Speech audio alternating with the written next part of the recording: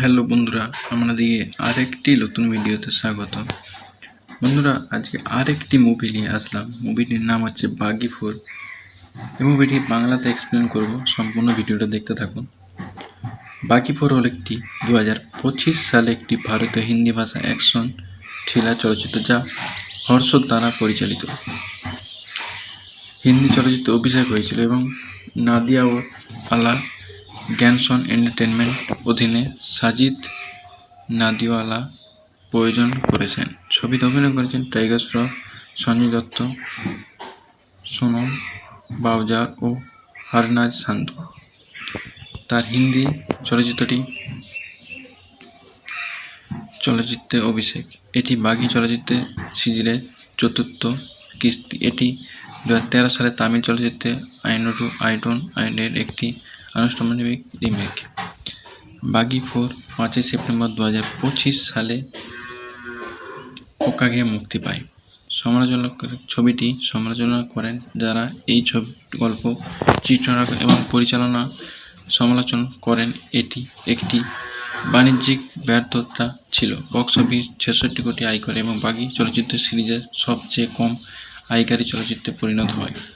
এটি শুরুতে দেখা যায় রনি প্রতাপ সিং 7 মাস আগে একটি ভয়াবহ দুর্ঘটনায় মুখোমুখি হয়েছিলেন, যা তাকে শারীরিক ও মানসিকভাবে আঘাত করেছিলেন। তিনি বর্তমানে তার বড় ভাই জিতেন্দ্র জিতু প্রতাপ সিংয়ের সাথে বসবাস করছে এবং কিছু মানসিক ব্যাধির জন্য চিকিৎসায়।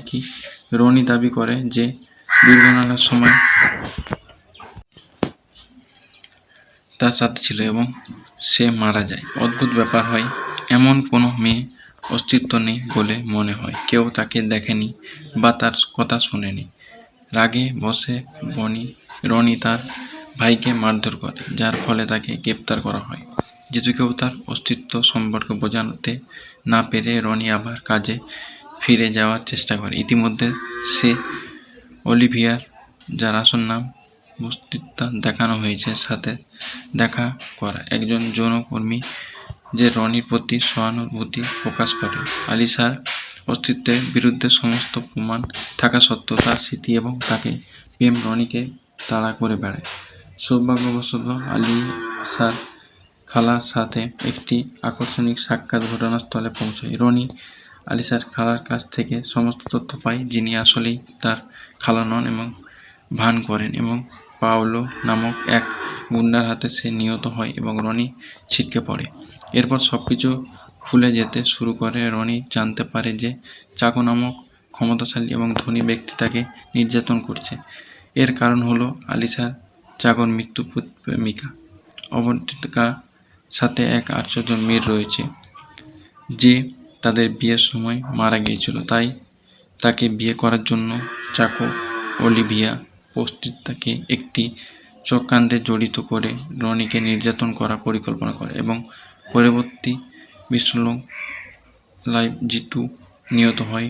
শিগগিরই অলিভিয়া মারা যায়, কিন্তু মৃত্যুর আগে সে রনির কাছে প্রকাশ করে যে আলিশা বেঁচে আছে এবং চাকো তাকে জিম্মি করে রেখে পাওলাকে চাকর ভাই হিসেবে দেখানো হয়। তারপর সে রনিকে পাগল করার জন্য পরিকল্পনা ট্রিটমেন্ট দিয়ে নির্যাতন করে, কিন্তু সে সম্পূর্ণ সুস্থ। এরপর রনি পাওলো এবং চাকো উভয়দের হত্যা করে এবং আলিশার সাথে পুনরায় মিলিত হয়।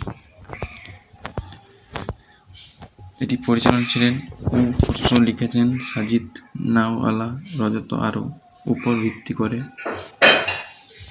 প্রযোজনা করেছেন সাজিদ নাওয়ালা এবং অভিনেতা ছিলেন টাইগার শ্রফ এবং সঞ্জয় দত্ত এবং সোমন বাউজ এবং হরনাজ সান্ধু। সিনেমাটোগ্রাফিক স্বামী জে গৌরব, সম্পাদক ছিলেন কিরণ গৌড়া এবং নিতিন পাঠক।